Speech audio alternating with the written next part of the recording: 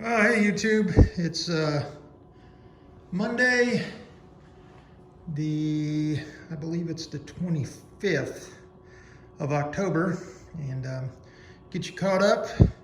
What's been going on? It's been a couple of weeks. A lot of things happening around life, and had a big storm roll through here in North Cal, so and just waiting on parts too. Ended up canceling some orders that I had out and back ordered, and actually found some other suppliers that had some stuff in stock. So get you caught up. So the frame is on the axles on those little rolly dollies because we haven't had a chance to sandblast and repaint the wheels, and made it a little bit easier to get the engine over that front cross member too. So just did that today. Engine hoist, got that this afternoon and dropped it in 15-20 minutes. Drop it in there, get everything. The most of the time consuming part, as you all know, is getting that clutch lined up with the input shaft on the transmission, and then of course getting all those bolts lined up back there. And while you're doing that, get everything lined up with the engine mount. So sitting in there nice, got everything bolted up. Actually got the starter on over there. Did rebuild that, got all the bushes or brushes cleaned up, got everything polished up, and then repainted the outside housing, and it's good to go. The let's see, the head, I have a load leveler, so I took out the 4-corner head nuts there and used that to lift the engine up, and then also to get it off the stand and then get it into the frame here. Got the shocks on. I had a little homemade tool that I made using a C-clamp, and then I took a socket, an extra socket that I had, and I believe this is 7/8 or something. Sorry for the crappy cut job there, but I cut a kind of a V out of it, and kind of set that over. You get your washer on there, and then you use this, and then the C-clamp, press it on there, and then you can drop your cotter pin down in there, and then bend it over like that. Now the problem with doing that is the bottom shock mounts, there's really not anywhere to grab with the C-clamp. So they make a special tool, but I think I can rig something up. I've got an old, what is it? Spring compressor here. Use that for an old lawnmower, I believe. I'm gonna try that, see if that doesn't work. If not, we'll figure something else out. As you know, everything happens in stages, so got everything torqued down, with the exception of the engine mounts themselves. I'm gonna let this sit overnight, let it get settled in there, jack it up a couple of times, drop it down, and get it where it's happy on its engine mounts, and then I'll torque all those down. And then got to go around and torque the bell housing. I've got them on there pretty tight, but I got to torque those down. Sure enough, that bolt that was missing when we took that dust cover off, got some new bolts and lock washers, painted that up nice, and slapped it right on there. That's all it was, is a missing bolt. And then found an actual brass fitting instead of a breather. And I think what we'll probably do is just run a hose either down the back or off to the side, or maybe off to this side, just for a overflow. And gonna have to figure out how to fab up a alternator mount. Now, when this was converted over to 12 volt, the alternator bolts right here, as you can see. That's where kind of the pivot point.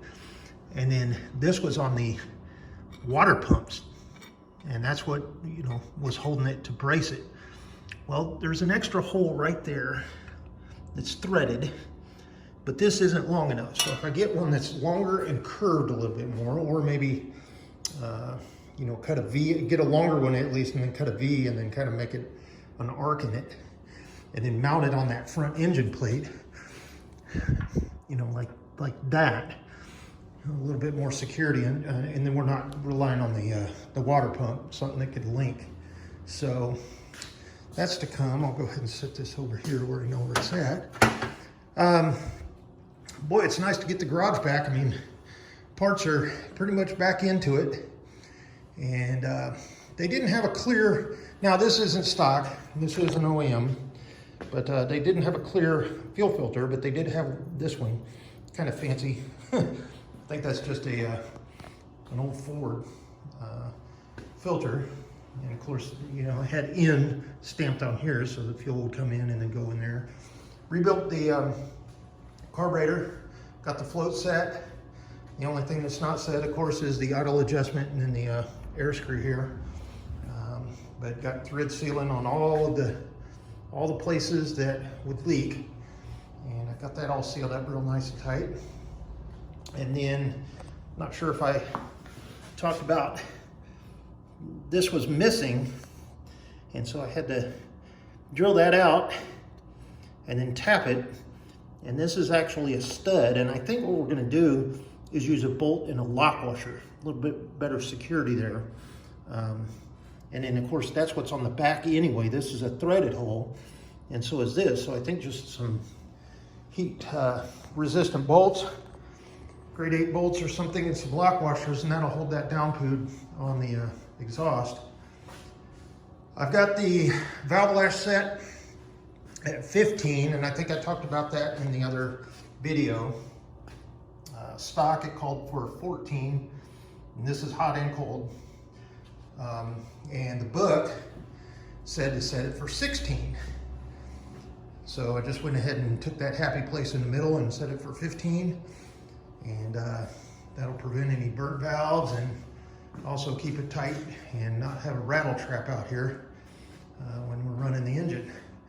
Give it a lot of time to wear in the lifters and stuff like that too. So what else to talk about? Oh, the pivot bolts here, just got those in today. Still need to torque them down and put the cotter pin in, both sides there. But now she's sitting on her axles, so if we needed to, we could throw the wheels on it and roll it around. I kind of like it down low like this. Makes it a little bit easier to get on the little rolly stool and work around. And let's see what else I need to tell you about. I'll tell you, you know, there's a couple of different ways. Oh, let me walk on this side. Sorry for the moving around here, but a couple of different ways to do this on your clutch linkage. Now there's a pivot here, and there's a pivot on the frame. And that, let me see if I can get down in there. That pivot on the frame, as you can see, is bolted right here. And that's bolted to the frame. So there's a couple of different ways to get that shaft on there. You can either tilt the transmission in and then actually, you know, line those up. And then as you drop it into the mount holes, or the mount into the holes of the frame, that'll line up. Or you can take the frame pivot off, and that'll allow you to do this. Now, went ahead and just did the tilt method, and as you can see, it's got new cotter pins in there, everything. Actually got the, you know, really greased up, got the new felt in there, new steel washer and the new spring on both sides. So it's back to stock, back to original lube, ready to go. And actually reset this little breather on the transfer case. That was really loose, so I got that set back where it needs to be. And got the gas pedal linkage back on. I think I talked about this before as well. This stud right here was too long. I think somebody used a exhaust stud or something. But the reason that this carburetor couldn't crank down is because that stud was too long and it was hitting this little brass, I don't know what that is, plug. So I put the correct stud in there, nut and a lock washer. And we got about 1/8 inch of a clearance there tighten down on the gasket real nice, so we're not going to have any air leaks or anything like that. And I got the needle set. Let's see, reused the original needle, the main, and the kit came with this new fancy kind of, oh, I have to dig it out, I don't know where to put it, but it was some different type of a float. And the original one looked fine to me. It's set up perfect.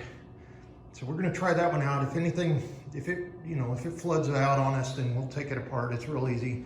Just take that top plate off the float bowl, flip it up, unscrew the main, put that new one in there, and then put those little tiny clips in there.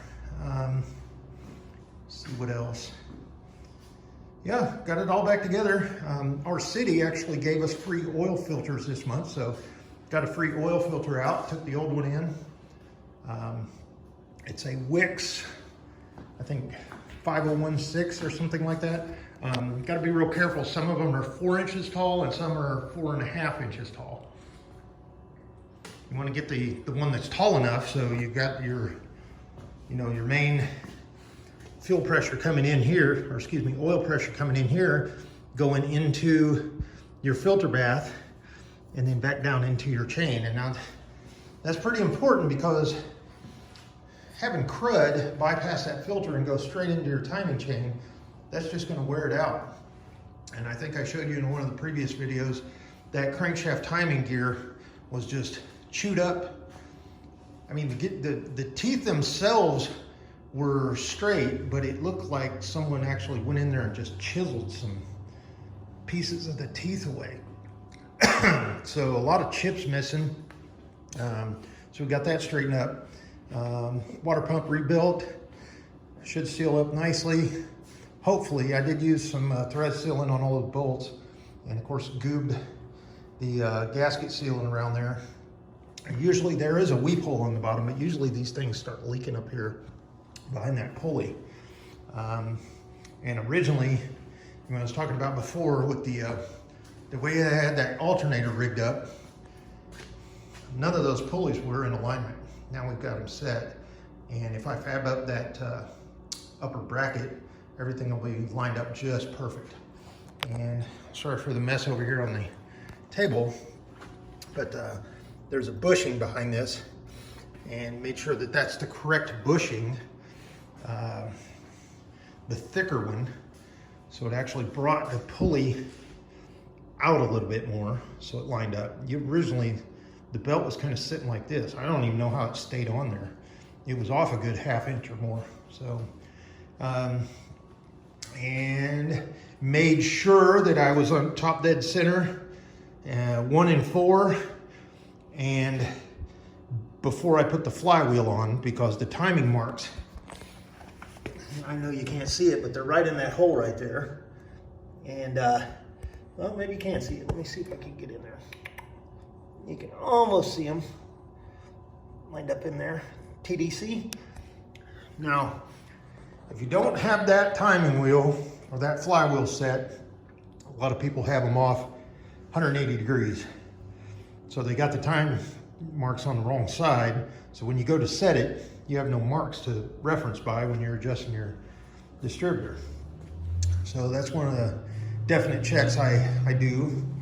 Also make sure that I use red Loctite on the flywheel bolts and nuts, as well as the clutch pressure plate, bolts and nuts. Even though there's lock washers in there, I'm going to use some of that red Loctite just to make sure nothing comes apart in that bell housing. That would be a pretty bad place to get, some loose things rattling around in there, because you do have a couple of drain holes in there, about the size of a, I don't know, Phillips screwdriver in the bottom, and then one on the side,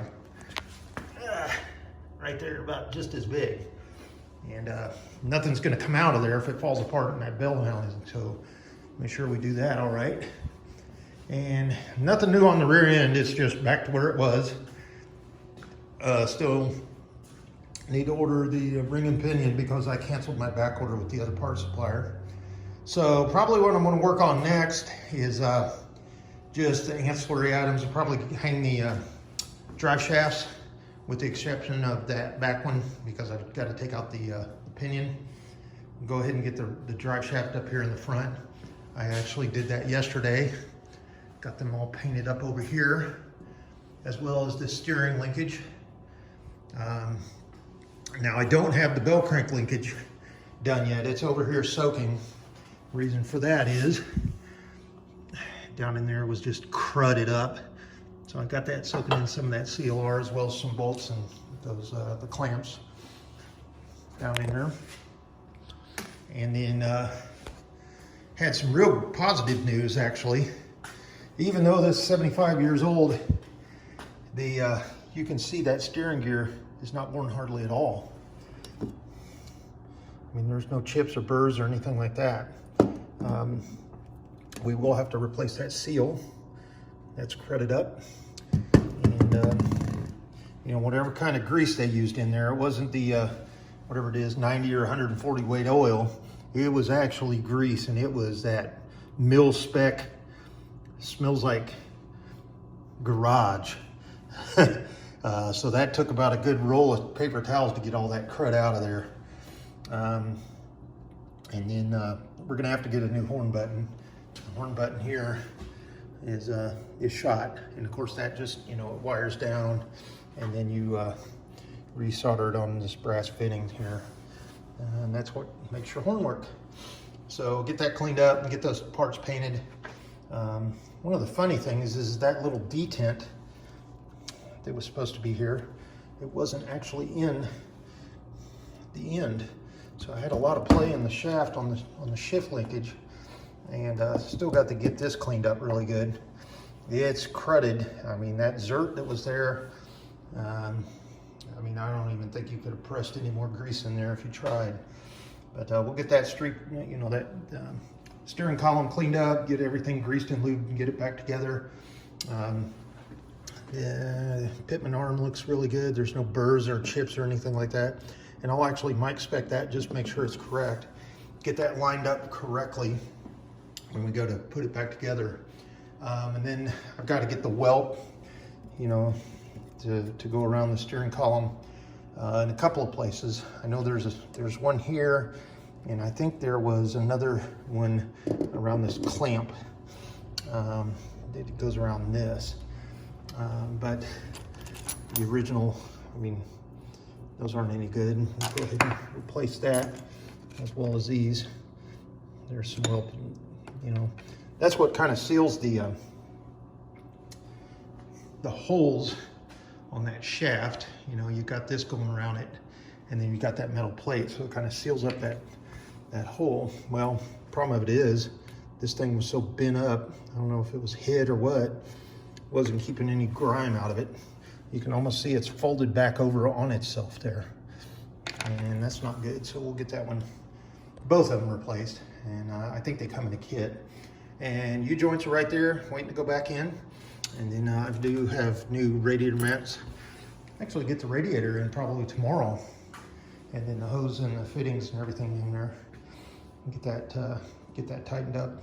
Get the front end done at least, and then all the linkage. I've got to go get a couple of cotter pins, the old ones that came out of this linkage here. I don't have small enough ones, so I'll get a couple of those. They're like, I don't know, 75 cents or something out my travels. Yeah, just get everything in the front end done, and then we'll just we'll get the gears redone back here, and then work on the steering, get the linkage all back together to the point of the steering column. We'll leave that out this time, so we don't have to lift the tub over the steering column. We could just lay that right over the shifting or shifters for the transfer case, get everything lined up whenever that's done. And then I'll start working on the wheels and get those ground down, and get the original paint off of it, get it back. I think owner wants to go with kind of the glossy black on the wheels, because I think that'll make the lug nuts kind of pop. You know, brand new lug nuts, you know, silver and gold. Silver where it's, you know, normal thread, and then the gold where it's left hand. and that'll make that stand out really good. And then I did get the hubs, lockout hubs back on there, torqued down. Couldn't find those ear washers, so went ahead and used just a standard hardware grade 8 lock washers on there, and torqued those to spec, and I think it's going to be fine. I mean, I've got 2 gaskets on there, one against the hub, and then one in the 2 halves of those. One up against the hub here, and then one that seals the 2 halves of the actual locking hub there. So everything's back together. She's looking good. Where you see the blue tape, that's just to keep crud from falling down there just in case. And I do have the old spark plugs in the spark plugs hole just to keep everything nice and tidy. Make sure nothing falls in our brand new rebuilt motor. And I've got to get the, actually I did order the temperature gauge probe that goes in there, as the old one here probably didn't work. It was just sitting in there like there was nothing holding it together. I don't know. Well, you saw the antifreeze that came out of this motor. Rebuilt fuel pump, got that back on there. Boy, there's a lot of stuff down there in that little area. There is your oil pressure line. It comes up and feeds your fuel filter, or oil filter. Then you've got your fuel pump right there. Then you're gonna have a grounding strap, and then you've got your actual engine mount bolt. A lot of stuff right there in that corner. And that little fitting right there, that brass fitting, is a biatch. And then this one back here, that is the fuel, or oil pressure line that would come up and then go into the dash and into the gauge. And I just, you know, you can't do anything without scrapping off your brand new damn paint. So I'll get something, get that little gash that I hit, and get that polished up a little and painted again. And that's about it. So we're back. Oh, I did get the brake lines. All the brake lines are in. As you can see, they're going to the master cylinder, and then back inside the frame, and then up in that cross member, and then brand new brake line going down to the brand new brake line on the rear diff. So those other ones that didn't work or were so plugged, and the rebuilt and cleaned master cylinder shouldn't give us any problems for a long time.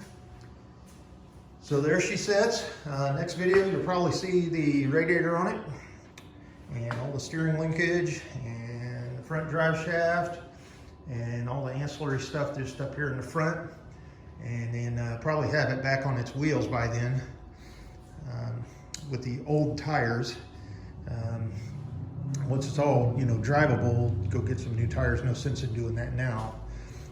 But if you pull off the tires and we look in the inside of those wheels and they're rusted out, then we'll need to repair that when the time comes. And so here she sits, and probably a good 2-3 weeks away, and get that rear end rebuilt, and then get this scooted over, probably in this area over here, and then bring the tub in and start working on the body in here. And I actually told the owner I'm going to do everything with the exception of paint. I'm not going to paint.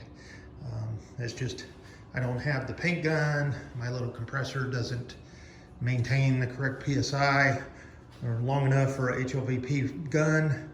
And you know, if we do rattle can, I'll help him with that. But if he wants to go over, you know, just get a Mako tractor paint job, or, you know, take it to a farm equipment supplier and see if they can't just, you know, throw some tractor paint on it, as long as we can spec what kind of paint we want to use. It's the Harvest Tan made by DuPont, and I think it's P010 or something like that is the paint code. I've got it written down in the spec book we created for this vehicle, so definitely get it back to original. And if we do the rattle can method, you can actually go to a paint supplier like what's PPG or something like that, and actually tell them that you want to have that paint code loaded in aerosol cans, and then you can actually do a rattle can paint job with the original paint color. Is it going to turn out perfect? No. Is it going to turn out like a HOPP gun? No. Is it going to be better than Mako? Be about the same. Is it cheap? Yep. And you're avoiding all that masking and taping and labor, especially doing it yourself. And then you get the pride of doing that by yourself, and then it turns out really good, and it'll last for a while. Is it factory spec? Nope. You know, but primer and stuff like that, I mean, we'll see. We'll see. That's ways off. Still got to get that tub, you know, cleaned up, number one, scrubbed down, get all the 75 years of crud off of it, and then actually see what we need to fab up. I know it needs a new hat channel and a toolbox, but other than that, you know that original yellow that was on it, I don't know, the railroad train yellow, about like the color of that hammer handle there, was everywhere. And that stuff is hard to get off. Who knows what's in it? I'm sure it's probably lead, but we've got masks and everything to use, so we'll get that, you know, the hood, the fenders, the grill, the tailgate, and then the tub. And then it'll be ready to sit back on their brand new, beautiful restored frame here. And so for a mild restoration, it's turned out, I mean, it's not a level 5 or anything, but doing it in the garage and get it back to here and back to what it looks like now, I mean, I think a lot of people will be impressed, and especially if they're gonna hold on to this for several years, not gonna have any trouble back to it. I mean, it lasted 75 years the way it was, and now it's right back to hopefully another 75 years, or depending on how they use it. So there we go. We'll cut this short, and we'll talk to you again. And if anybody has any questions out there, shoot me a comment and I'll respond on how I did things. There's a couple of little, you know, I'd call them methods that you kind of figure out along the way on a couple of things. And you know, like the clutch leakage back there, and you know, I still got to figure out what I'm going to do about the lower shock mounts there. That's giving me some heartburn. But oh, I did get the new crank on there for the Pitman. I hope I got that correct. I think I got it upside down. Yeah, I sure do. Shit. Yep, I got it backwards. Not a problem. Take that bolt off, flip it over. There we go. That should sit like that, but this needs to be up in the front. So I've got it flipped 90 degrees upside down. And I think I was standing on it when the front was actually back there, and I was standing thinking that was the rear. So my bad. I would have figured that out when I got everything lined up in there, and there we go. So no problem, get that back off there, get that lined up correctly. And I'll do that before I sink the radiator down in the frame. But, and then one last thing, I do need to get the battery hold down plate that goes on the top of the battery. And I actually got the old battery sitting over there. I don't think it's going to hold a charge. And actually, I was looking at it the other day when I was kind of moving stuff around in the garage. And I don't think you can see very well. I believe that side there, it's bubbled out on the side. So kind of a safety thing, so we'll have to get a new battery. I don't even know if that's going to hold a charge anyway. I don't know how old that is. I didn't look at the sticker on it or anything. So there you go, YouTube. Thanks for following along. A lot of videos. Just want to document the progress and what we've done. A lot of people out there working on these old Jeeps, and you know, it takes some doing, and they all turn out different. We elected to go with the red engine block because we did redo it. You know, and that's the way they did it in the factory, was they painted it that red and everything else was black. And if it was not rebuilt, it would have been a black engine and a black transmission and transfer case. But I think that really makes it pop, and especially whenever you lift that hood. Once we get it all done, I think everybody's going to look at it and go, wow, that turned out nice. Especially when you lift up a hood and you see, you know, just the contrasting colors and everything like that. I know looks ain't everything. It's what's in the motor, but yeah, it kind of puts an extra little point on the, dots the I's and crosses the T a little bit better. So, all right, YouTube, 30 minutes in, and we'll talk to you again. Bye.